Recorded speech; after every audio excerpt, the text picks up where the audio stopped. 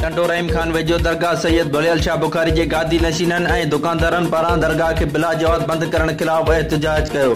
दरगाह जे गादी नशीनन ऐं दुकानदारनि सहाफ़िन आॾो दाईंदे चयो त दरगाह सैयद बुलियल शाह खे बंद करे सभई माण्हुनि खे बेरोज़गार कयो वियो आहे, जॾहिं त मुल्क में जलसा जुलूस थियण ते पाबंदी नाहे, जिन में लखे माण्हू ईंदा पर उते का भी पाबंदी कोन्हे। मार्केटूं भी खुलियूं पयूं आहिनि। हुकूमत जी पाबंदी फ़क़ति तालीमी इदारनि ऐं दरगाहनि ते आहे, जेका सरासर नाजाइज़ी आहे।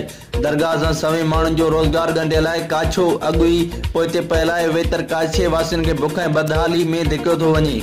मुज़ाहिरो कंदड़नि MNA दादू सरदार, रफ़ीक अहमद जमाली, MPA जोई सैयद, साले शाह जिलानी ऐं ॿियनि वसवारनि खे अपील कई त दरगाह बुलियल शाह खे खोलायो वञे त जीअं हितां जे रहवासियुनि जो गुज़र सफ़र थी सघे।